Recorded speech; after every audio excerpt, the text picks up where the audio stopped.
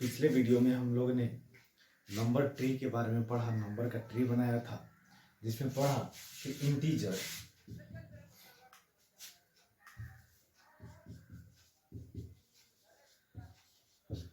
Integer के तीन भाग होते हैं।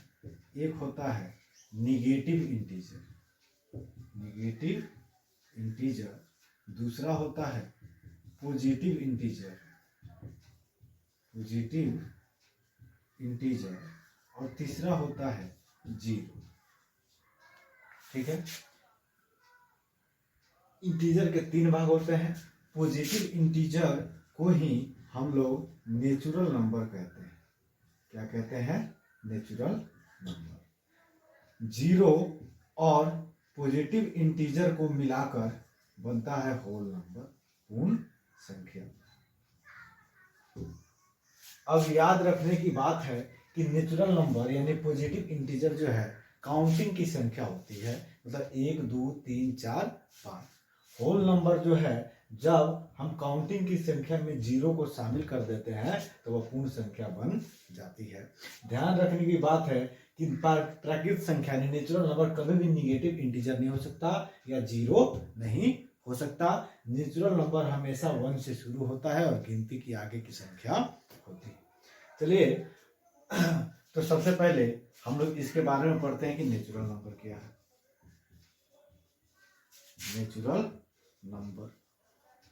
नंबर का मतलब प्राकृत संख्या। देखिए, नेचुरल नंबर जो होता है सेट ऑफ काउंटिंग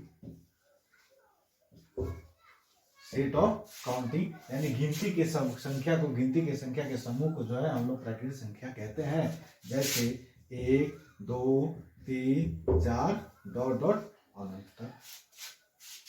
दूसरा होता है होल नंबर।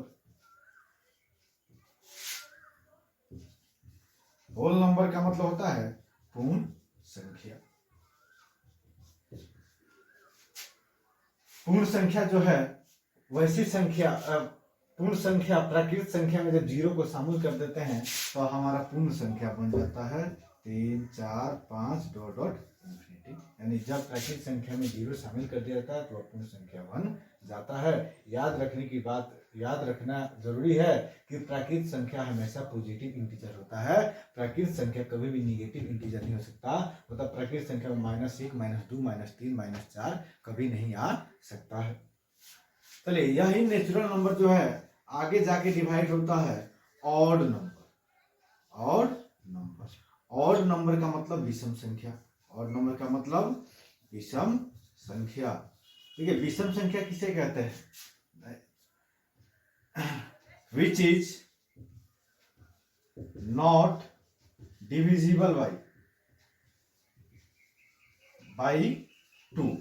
वैसी संख्या जो जिसमें 2 से पूरी तरह भाग नहीं लगती, वह हमारा क्या है? विषम संख्या है, यानी ऑड नंबर है। जैसे हमारा ऑड नंबर हो गया 3 नहीं 5 नहीं 7 9 11 13 डॉट डॉट।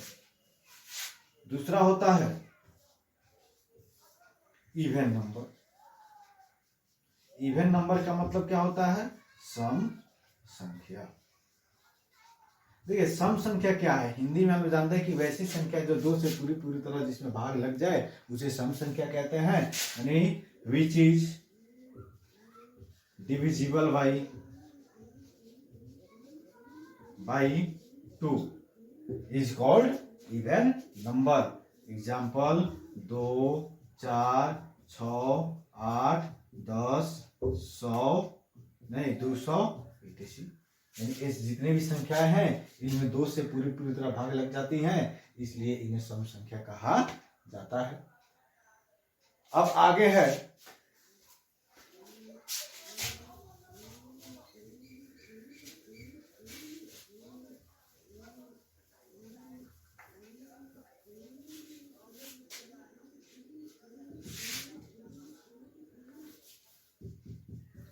Prime number. देखिए, प्राइम नंबर का मतलब होता है अभाज्य संख्या। अभाज्य संख्या किसे कहते हैं? वैसी संख्या जिसमें एक और स्वयं उस संख्या के अलावा किसी भी संख्या से भाग नहीं लगे उसे अभाज्य संख्या कहा जाता है। या दूसरे शब्दों में कह सकते हैं कि वैसी संख्या जिसके एक और स्वयं के अलावा कोई दूसरा फैक्टर नहीं हो, गुणनखंड नहीं हो, उसे अभाज्य संख्या प्राइम नंबर कहा जाता है। Which is only divisible by one and itself, जो केवल एक और अपने आप से विभाजित हो उसे अभाज्य संख्या कहा जाता है। जैसे एग्जाम्पल देख लीजिए, जैसे 2, 3, 5, 7, 11, 13, 17 etc। यानी ये जितनी भी संख्याएं हैं, इन संख्याओं में दो, जैसे 2 है, 2 में 1 और 2 से अलावा किसी भी संख्या से भाग नहीं लगेगा। 3 में भी 1 और 3 के अलावा किसी भी संख्या से भाग नहीं लगेगा। 5 में भी 1 और 5 के अलावा किसी भी संख्या से भाग नहीं लगेगा। अतः इसमें 3 का 1 और 3 के अलावा कोई अन्य गुणनखंड नहीं है, इसलिए ये सभी संख्याएं क्या हैं? अभाज्य संख्याएं कहलाती हैं। इसमें याद रखने वाली बात है कि अभाज्य संख्या 2 के अलावा जितने भी अभाज्य संख्या होती हैं सब क्या होती हैं? ऑड नंबर होती हैं। 2 के अलावा जितनी भी अभाज्य संख्या होती हैं सब ऑड नंबर होती हैं। केवल 2 इवन प्राइम नंबर है, यानी 2 ही सिर्फ सम अभाज्य संख्या है, यानी 2 ही एक ऐसा सम संख्या है जो अभाज्य संख्या के रूप में आता है। अब अगला है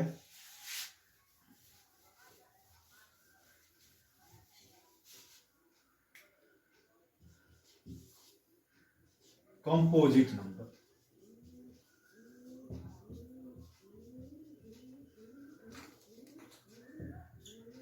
कंपोजिट नंबर का मतलब भाज्य संख्या। कंपोजिट नंबर को हम लोग डिविजिबल नंबर भी कहते हैं। देखिए कंपोजिट नंबर क्या है? वैसी संख्या विच इज